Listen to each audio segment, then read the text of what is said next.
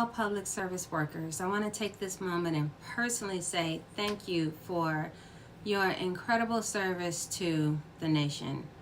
My name is Beverly Barr, and I worked in local government for 30 years. And while I'm now retired, in my heart, I'll always be a public servant. Now I'm the owner of Raise the Bar Coaching and Consulting. I serve conscious women, women of color, black women in government, whether at the city, county, state, and federal level. I help you reimagine leadership that involves creating spaces that honor your experiences, your strengths, and your challenges. You see, most people don't think about the individuals or specifically women who keep our government running. But I do because I was one of them. And in this moment, I want you to know that you are not alone. That I know that you deserve so much more. For the past few weeks, watching your contributions, watching your work become undone, and in many cases become dismantled has been heartbreaking. However, if there is one silver lining in all of this, that has been it has brought attention to the role of every government worker, the everyday person who kept things running. Because too often, when people thought about government, they focused on the elected officials, and they didn't think about the employees behind the scenes. They didn't think about the people that were actually doing the work. And if we're honest, we have to admit that it's no surprise that we have arrived at this moment. And that is because for years we've watched and we've listened as these silent forces have attacked the government, painting it as an evil entity while they themselves fed from it. They've enriched themselves, and now they're engorging themselves on the bones of the government at our expense. So this acknowledgement, this thank you to our public service workers, it's really long overdue. I don't know how long it will take to move past what's happening to our nation, but if there's any hope of moving forward, this country will need to reset. And it will need to reset with an honest awakening, which will involve having a real conversation about being wrapped by fears and lies and the distractions that have kept us from facing our collective truth about our history. And this isn't just a conversation about acknowledging past discriminations, although that's included. It's about understanding the true cost of privilege and dismantling the myths that opportunity has always been based on merit. You see, the real question isn't just who has a seat at the table, but who needs to be here? Who needs to be at the table? Who are we hiring? Is it the best? Is it the brightest, regardless of race, background, or connections? Or are we holding on to a system that prioritizes familiarity over true talent? You see, equity doesn't mean exclusion, and the real conversation should be about ensuring fairness for all, not protecting a system that historically left so many people behind. And let's be clear, when 1% of the population can amass billions of dollars, largely through government contracts, while millions of people struggle to make ends meet, it should be obvious that there is more than enough. So the real question should be, when will we finally have the courage to create systems that reflect that abundance? When will we collectively say, enough? You can and you should pay your fair share in taxes. This isn't just fairness, it's equality, and frankly, it's common sense, and it's overdue. Now, let's bring this back to our government workers. This is not an abstract debate because the people keeping our cities and our states and our federal agencies running are feeling the weight of these choices right now. And we need to be there, not just for them, but for ourselves. Our government workers are our friends, our neighbors, our family members. They make up our communities, and they are the ones that are keeping us safe. They are the ones that are looking out for our rights. They are the ones that making sure that our basic services, the ones that we rely on, don't collapse. I mean, think about this.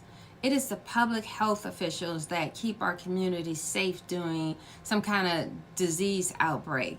It is the environmental scientists working to prevent pollutions in our neighborhoods and the water or in the air. It is the transit operators and the engineers ensuring that public transportation is accessible. The public defenders ensuring that people, and especially the most vulnerable, have legal representation. It's the data analysts and the policy advisors who guide decisions that shape people's lives. We have cancer researchers who study disease by investigating the causes and the progression of those diseases, and they look for treatment. And not to mention our federal aviation administrators. These people are responsible for regulating and overseeing the planes that fly. Social Security representatives.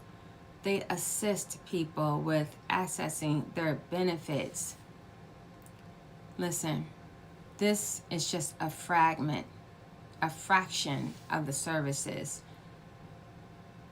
our federal workers provide. And this is what makes this country what it is. And these aren't just jobs, but they are essential roles that impact each one of us every day. And when these people are laid off, defunded, or pushed out, it's not just about job loss, but it's about the loss of knowledge and expertise and public service that directly affect our daily lives and our economy. You know, I've noticed a growing trend on social media, and it's this push for a lack of empathy until, of course, it's personally inconvenient. But that's not leadership. Real leadership is rooted in empathy and compassion. It doesn't divide because it doesn't have to. True leadership carries a vision broad enough to include differences. It's unafraid of them. While leadership may mean different things to different people, we recognize leadership when we see it, because a true leader stands up and it stands out. It takes accountability. It inspires pride in all people, and ultimately, it does the right thing. You see, leadership is the ability to guide and influence others toward some kind of shared positive vision. And it's not about authority or some kind of strong man or position, but it's about responsibility and integrity. Leadership is not based on position or hierarchy. I'm advocating for the public service worker because I know the value you bring. To be transparent, I was fortunate enough to retire. And early in my career, I faced a moment where I was almost pushed out. But that's a story for another time. And in that moment, I made a commitment to always be an advocate for government workers. Having worked in government, I have had the privilege of collaborating with different people from all walks of life across different professions, background, experiences, people both degreed and non-degreed in managerial and secretarial administration. And at times it was the best experience of my life, other times the most challenging, but I wouldn't trade the lessons I've learned for anything because the experience and the knowledge I gained was invaluable. I want to acknowledge that the future feels uncertain. But if you dream of one day retiring from your government role, no matter where you are, which is something I can't promise, nor can anybody else promise that right now, or if you're looking for a reimagined role, I want you to know that I'm here for you. You are certainly navigating in difficult times right now, but maybe you want to find some clarity. Maybe that might mean repositioning yourself or thinking about some entrepreneurial avenues. I want to invite you to visit my website and sign up for one of my programs, and maybe let's just have a conversation.